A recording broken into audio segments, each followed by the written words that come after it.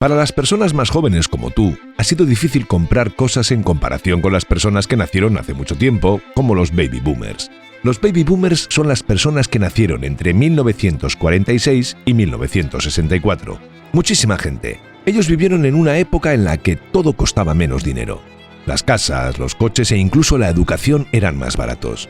A veces escuchamos cosas negativas sobre las generaciones más jóvenes, como que son más flojos o que gastan su dinero en cosas tontas, como tostadas con aguacate. Pero tenemos que decir que eso no es así para la mayoría. En el año 2022, cuando una persona de alrededor de 33 años quería comprar una casa, el precio promedio en Estados Unidos era de $433.100. Muchísimo dinero.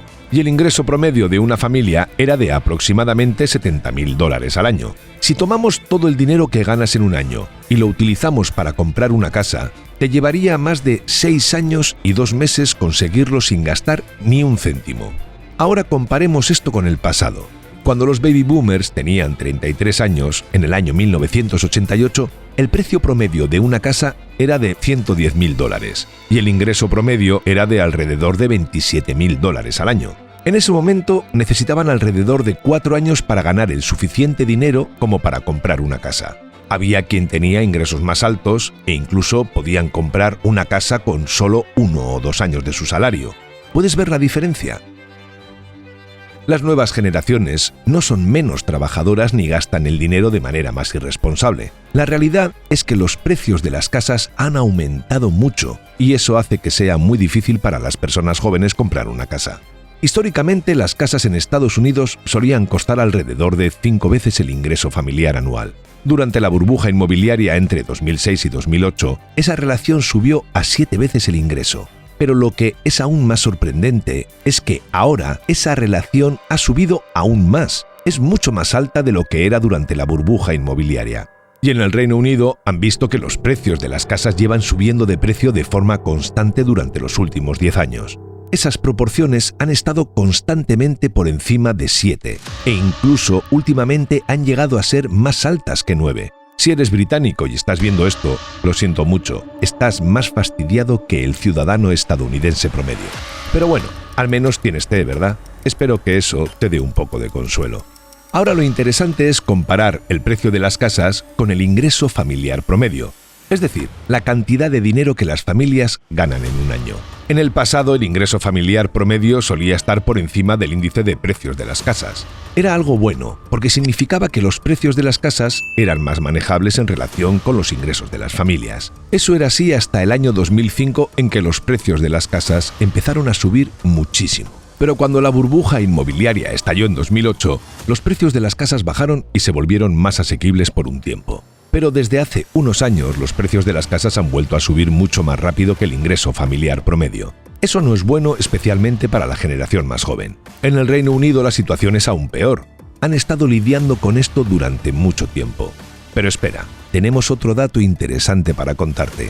Hay un gráfico que muestra la inflación de comparación con los precios de las viviendas desde 1970 hasta 2023. La inflación es el aumento generalizado de los precios de las cosas con el tiempo. Puedes ver que la inflación ha ido subiendo de manera constante, pero lo que es aún más sorprendente es cómo los precios de las viviendas han superado a la inflación. Según la Oficina de Estadísticas Laborales de los Estados Unidos, si en 1990 gastabas $100.000 en una casa, eso sería equivalente a gastar alrededor de $377.000 hoy en día debido a los costos de vida diarios. Los precios de las casas han subido mucho más rápido que los precios de las cosas en general. Es como si estuvieran disparándose sin control. Hay un par de razones para esto, y tienen que ver con la cantidad de gente y cómo ha cambiado el mundo. Antes, cuando los boomers éramos jóvenes, no había tanta gente viviendo en Estados Unidos como ahora. En las décadas de 1970 y 1980 la población era mucho más pequeña, pero en las últimas 3 décadas la población ha aumentado muchísimo. Esto significa que hay más personas buscando casas y eso hace que haya más competencia. También es importante mencionar que los boomers solíamos casarnos mucho antes que ahora y teníamos más de un ingreso desde jóvenes. Esto nos permitía ganar más dinero y así poder comprar una casa más fácilmente. Pero ahora las generaciones más jóvenes están retrasando el matrimonio y quedándose solteros por mucho más tiempo. Según un centro de investigación llamado Pew Research Center, más de 4 de cada 10 millennials no han formado una familia. Eso significa que solo el 55% de los millennials lo han hecho. En cambio, en generaciones anteriores, ese número era mucho más alto, alrededor del 69% o incluso hasta el 85%. Otra razón importante por la cual los boomers podíamos comprar casas es que la educación era más barata y los préstamos estudiantiles tenían costes más bajos. Hoy en día la matrícula en las universidades es extremadamente cara. Ir a una universidad privada o incluso a una pública puede costar entre 30 y 50.000 dólares al año. Es una locura. Además, la deuda estudiantil en Estados Unidos es de 1,7 billones de dólares y durante los últimos 30 años, desde 1991 hasta 2021, los precios promedio de las matrículas se han duplicado. Además, el gasto promedio de los préstamos estudiantiles al graduarse se han triplicado desde los años 90, pasando de 10.000 a 30.000 dólares. Imagínate tener más de 100.000 dólares de deuda estudiantil. Alrededor del 7% de las personas que tienen préstamos estudiantiles se encuentran en esa situación. Lo curioso es que tener un título universitario se está volviendo cada vez menos valioso. Hay muchas otras formas de ganar dinero y emprender, especialmente en el mundo online. Evidentemente sigue habiendo carreras muy útiles como medicina o derecho, pero cada vez más personas se gradúan con un título universitario. Esto es interesante porque la cantidad de estudiantes que se gradúan ha aumentado en un 250% desde 1970. Esto significa que habrá mucha más competencia para conseguir trabajo. Si hay el doble o el triple de personas compitiendo por los mismos trabajos, los empresarios pueden pedir experiencia incluso para trabajos de nivel básico. Cuando las personas terminan la universidad, a veces les cuesta encontrar un trabajo en el que les paguen bien. El sueldo promedio al comienzo puede estar entre 50 y 60.000 dólares al año, pero muchos graduados tienen dificultades para ganar esa cantidad. Esto significa que los jóvenes de la generación Z y los millennials están en una situación difícil en comparación con las generaciones anteriores que teníamos menos problemas con la deuda estudiantil.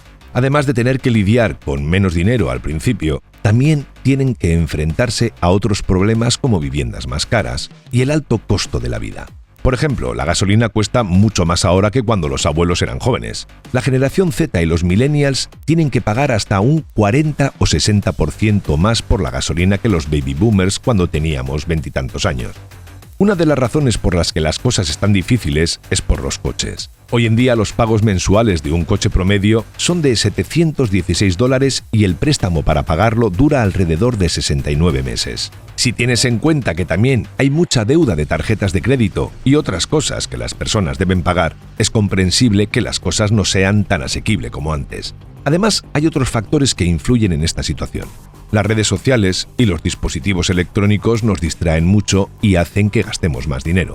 Es fácil caer en la tentación de comprar cosas que no necesitamos cuando vemos anuncios o publicaciones en línea. Todo esto junto puede ser un problema. Pero no todo está perdido. Si quieres tener una casa propia o ser más rico que las generaciones anteriores, hay algunas cosas que puedes hacer. Primero, es importante controlar tus gastos y asegurarte de que puedes pagar lo que necesitas. Según un informe, el 73% de los millennials y el 66% de la generación Z viven al mes. Es decir, no consiguen ahorrar nada. Así que si planeas alquilar una casa en el futuro, se recomienda que el alquiler no supere el 30% de tus ingresos totales. Esta regla se recomienda para asegurarte que, después de pagar el alquiler, aún te quede suficiente dinero para cubrir otros gastos importantes como comida, servicios públicos y atención médica.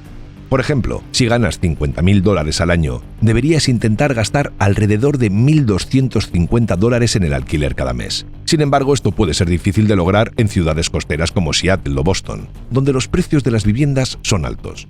Si tienes que pasar el límite del 30%, debes tener mucho cuidado con otros gastos, ya que tendrás menos margen para ahorrar y para pagar una hipoteca en el futuro si decides comprar una casa. La regla del 30% también se aplica cuando se trata de comprar un coche. Si estás pensando en alquilar o financiar un coche, debes asegurarte de que los pagos mensuales no superen el 10% de tus ingresos totales.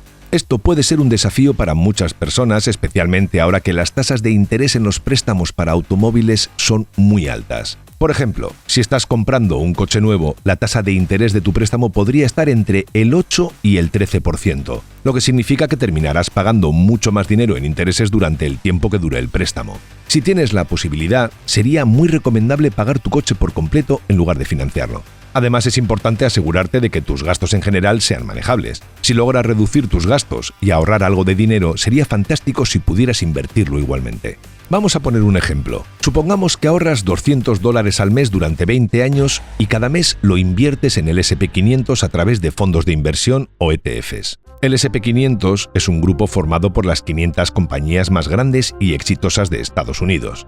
En ese grupo está Amazon, Microsoft, Apple. Es como una tarta dividida en 500 pedazos, y es una muestra representativa de la economía. Cuando inviertes en el S&P 500, estás comprando un pedazo de esa tarta.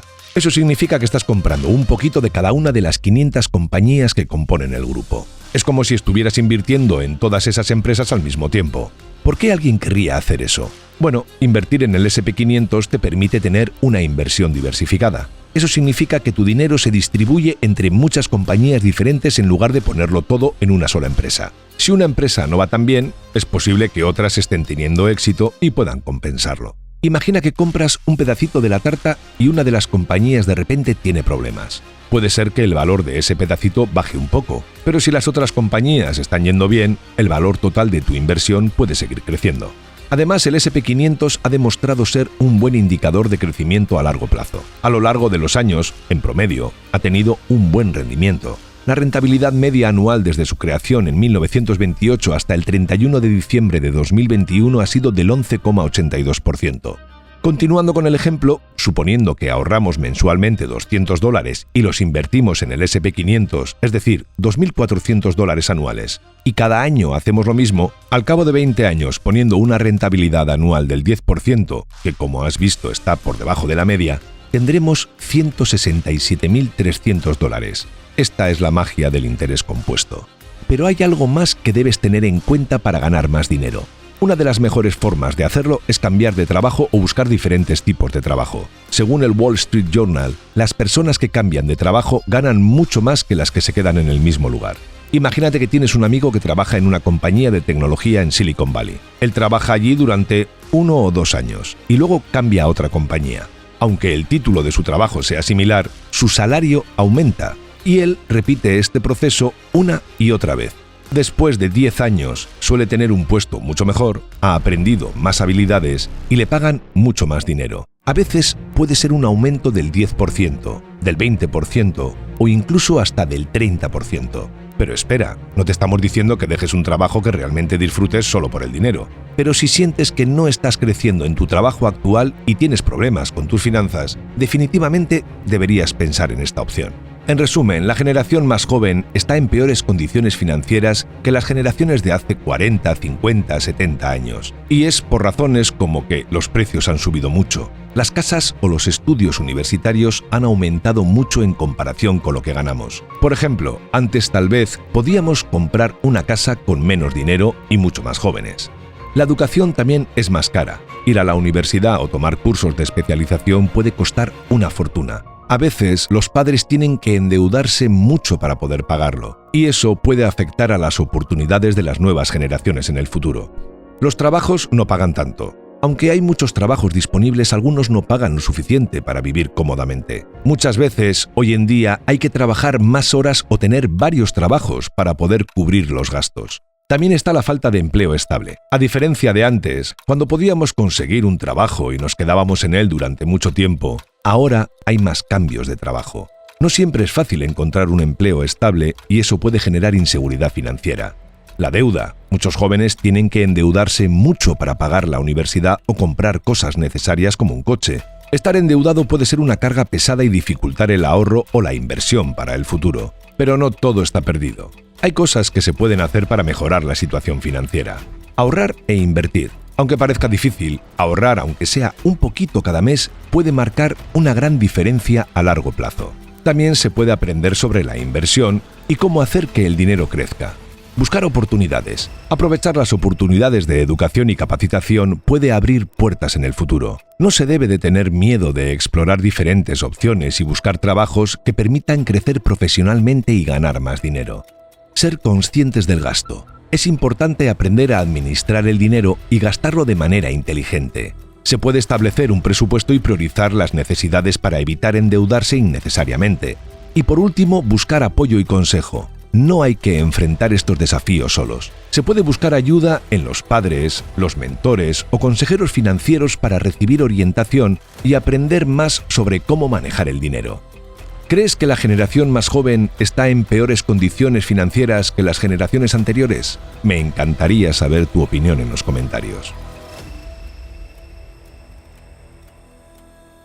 Esperamos que te haya gustado el vídeo. Si es así, nos ayudaría muchísimo que nos dejases un comentario, ya que la red neuronal de YouTube esto lo valora muchísimo y así recomienda nuestros vídeos a más gente. Le dieses a like y actives la campanita para que te llegue una notificación cuando subamos nuestro próximo vídeo. Así que nos vemos en él. Un saludo.